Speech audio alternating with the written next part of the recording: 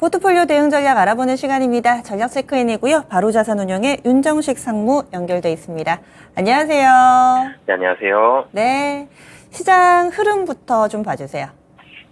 네, 시장의 흐름이 오늘은 좀 이제 보합권에서 움직이고 있지만 어제 정말 오랜만에 반등이 나왔죠. 5거래일 내내 하락했습니다. 5거래일 내내 기관은 팔았었고요. 외국인도 뭐 거의 다 팔았었고요. 개인만 사면서 이 7월 3일, 사실 7월 첫 거래일에 다시 2600선 위로 올라갔었던 주가가 2520포인트까지 하락했다가 어제 시원한 반등을 오랜만에 봤죠. 근데 오늘 다시 보합권에서 움직이고 있습니다. 뭐 오늘 같은 경우는 사실 CPI 기대감이 있어서 미국 시장이 어젯밤에 상승을 했지만 이 부분은 어제 전일 국내 증시에서 이미 상당 부분 반영이 되어 있고요. 오늘 같은 경우는 어제 CPI 기대감은 반영이 돼 있었고, 그리고 오늘은 좀 한 발짝 떨어져서 보는 좀 관망세적인 분위기가 오늘 나타나는 그런 상황이다라고 보시면 되겠습니다.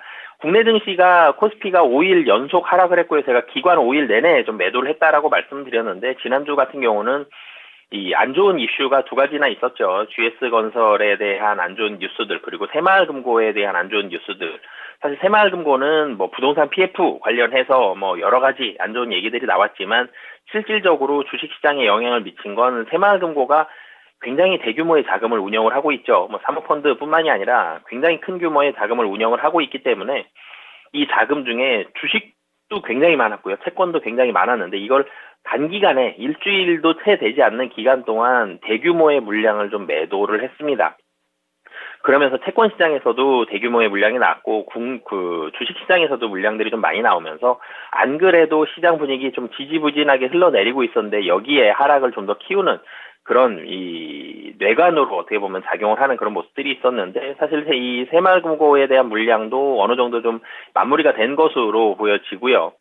이제는 다시 한번 좀 추가적인 상승을 기대해 볼 만한데, 추가적으로 상승을 한다고 하더라도 추세적으로 상승하기는 지금 자리에서는 좀 만만치 않은 그런 상황이 될 것 같습니다.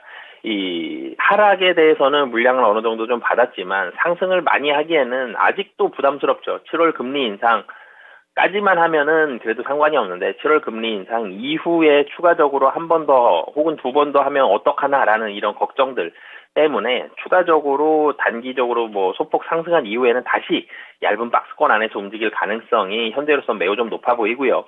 지금 매수가 들어가는 종목들이 굉장히 제한적으로 매수가 들어갑니다. 어제 같은 경우 반도체들 매수가 좀 들어가는 모습들이 있었고요. 뭐 오늘은 좀 하락하지만 자동차주들 그리고 뭐 일부 하여튼 실적이 개선되는 종목들, 뭐 대표적으로 오늘 같은 경우 조선주들도 움직임들이 좀 좋죠. 실적이 향후에 좀 좋아지는 종목들 위주로만 상당히 좀 제한적으로 이 매수가 들어가고 있고요. 실적이 좀 좋지 않다라면 오늘 뭐 LG에너지솔루션 같은 경우도 실적 실망감 매물이 좀 나오는데 이런 실적이 좀 좋지 않다라면 여지없이 좀 물량을 쏟아내는 그런 모습들이 오늘 시장 그리고 최근 시장에서는 펼쳐지고 있는 그런 상황이다. 뭐 그렇기 때문에 실적이 좋아진다라는 게 지금 시장에서는 가장 필수적인 이 요건이 됐다라고 보시면 되겠습니다. 그러면은 현금 대 주식 비중 운용 전략에 변화 있으세요? 네, 우선은 지난주와 마찬가지로 주식 75, 현금 25를 유지하도록 하겠고요. 지금 뭐 계속적으로 상승을 하면 제가 매수 타이밍을 어떻게 보면 놓치는 걸 수도 있겠지만 주가가 계속적으로 상승하기에는 만만치 않아 보입니다. 여기서 만약에 추가적으로 지난번처럼 또 추가적으로 하락이 좀 나온다라면 주식을 비중을 좀 더 늘리겠지만 지금 현재 상황에서는 주식 대 현금 비중 75 대 25를 유지하도록 하겠습니다. 네.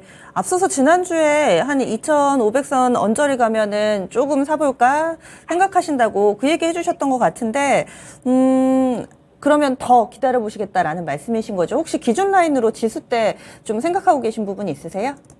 만약에 2,500선 정도를 만약에 터치한다라면 지금 2,500선 정도가 뭐 121선 정도가 되는데요. 2,500선 정도가 된다라면 뭐 주식 비중 추가적으로 더 늘릴 생각은 가지고 있고요. 근데 지금은 다시 2,550선 정도로 좀 올라와 있는 상황이기 때문에 지금보다 좀 더 하락을 했을 때 매력이 커지는 것 같아서요. 그때 좀 더 늘려보도록 하겠습니다. 알겠습니다. 신중해서 나쁠 건 없죠. 만약에 업사이드 리스크가 있다 하더라도 지금은 좀 안정적으로 가겠다라는 의도를 드러내 주셨는데요. 그러면 포트폴리오 구성 종목 보겠습니다.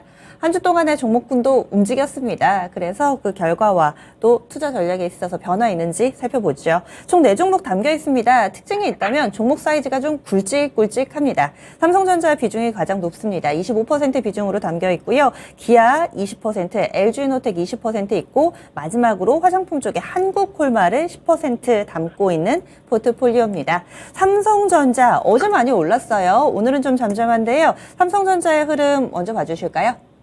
네, 사실 삼성전자 지난주에 좀 걱정을 했었어요. 지난주 7월 7일에 외국인 기관은 원래 좀 팔았었으니까 상이 신경을 별로 안 썼는데 외국인이 매도를 했죠. 그리고 이 7월 10일 월요일 날 외국인 매수했는데 매수 규모가 확 줄었습니다. 좀 걱정을 했었는데 사실 어제 같은 경우 다시 매수 규모가 굉장히 늘어났고 오늘 같은 경우도 수급이 그렇게 나빠 보이진 않는다라는 점. 이 전체적으로는 삼성전자 잠정 실적 발표 이후에 도리어 분위기는 조금 더 좋아지는 모습이 나오고 있습니다. 그러니까 컨센서스를 조금 상회하는 그런 정도의 실적인데 이 실적이 5천억이냐 6천억이냐 7천억이냐 이게 중요한 게 아니었죠. 반도체가 좋아지는 걸 확인을 할 수 있느냐였는데 반도체가 빠른 속도로 그러니까 나빠지는 속도가 확연히 좀 둔화가 되는 걸 이제는 확인을 했다라는 게 가장 큰 포인트가 될 것 같고요. 3분기에는 영업이익 3조 원대 중반에서 한 4조 원대 초반 이 사이 정도는 좀 나올 것으로 보여지는 만큼 여전히 중장기적으로는 가장 좀 안정적이고 좀 매력적인 종목이다라고 보여집니다. 기아 같은 경우는 오늘 목표가 하향 조정 레포트를 또 한 증권사에서 내놓기도 했죠. 기아는 흐름을 좀 어떻게 보시나요? 일단은 좀 횡보하고 있는데요. 네, 사실 자동차주가 좋은 게 맞는데 우려들이 뉴스들이 조금 중간중간에 좀 몇 번 나왔었죠. 사실은 6월 달에도 미국에서의 그런 소송 우려감에 주가가 한번 급락하는 모습들이 있었는데 결론적으로는 실적 확인하고 주가가 다시 올라가는 이런 모습들이 있었죠.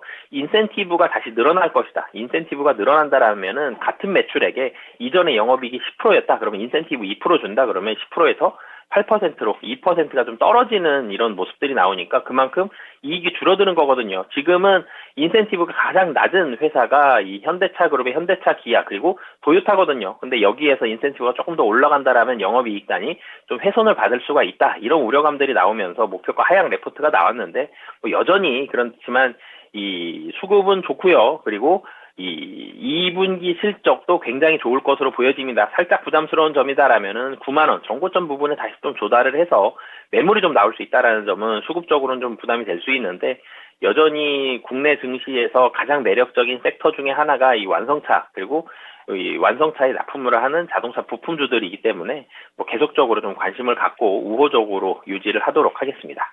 네.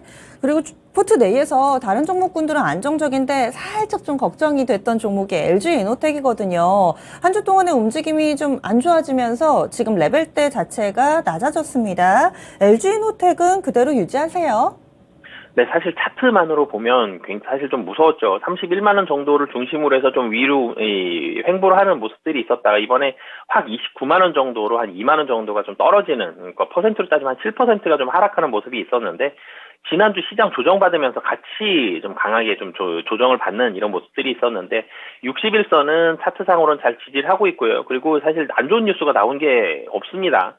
지금 2분기 실적 좋고 3분기 하반기에 대한 기대감들 계속적으로 작용을 하고 있다. 그렇기 때문에 지금 자리는 시장의 조정으로 인한 주가의 조정이 좀 나왔다라고 보여지고요. 그렇게 본다라면 가격적으로는 매력도가 좀 더 올라간 것으로 보여집니다. 60일선을 만약에 깨면서 좀 아래로 내려왔다 그러면 좀 더 우려할 수 있는데 61선 지키면서 횡보하다가 다시 한번 추가 상승에 대한 가능성이 좀 높다라고 보여집니다. 그리고 마지막으로 한국콜마는 산지 일주일 됐는데 그때 또 절묘한 매수였던 것 같습니다. 지금 수익권인데요. 간략하게만 봐주세요. 네, 사실은 이 화장품주들하고 화장품 OEM하고는 좀 다르게 봐야죠. 지난번에도 말씀을 드렸지만 화장품 판매하는 회사들은 폭발적으로 증가했습니다. 5배 이상 늘었는데 OEM은 2배가 채 안 되게 늘었거든요. 이런 부분들 본다라면 그리고 중국에서 사상 최대 매출이 나올 것으로 보여집니다. 이런 부분들까지 본다라면 한국콜마, 특히 화장품 OEM 중에서 한국콜마는 뭐 가장 대장주격이죠. 계속적으로 관심 갖고 보시면 뭐 2분기 실적도 당연히 좋고요. 연말까지도 실적 상당히 좋을 걸로 보여집니다. 있습니다. 포트폴리오 그대로 유지하신다고 하셨으니까 지금 종목군들 계속 관심 가져볼게요. 고맙습니다. 네, 감사합니다. 네. 바로자산운용의 윤정식 상무 포트폴리오였습니다. 현재 함께하고 계시는 네 분의 이 고수 가운데서 현금 비중이 가장 높은 다소 좀 안정적인 포트폴리오를 구성하고 있습니다. 그리고 종목들도 좀 사이즈 크죠. 삼성전자 25%, 기아 20%, LG이노텍 20%, 한국콜마 10%로 담고 있습니다.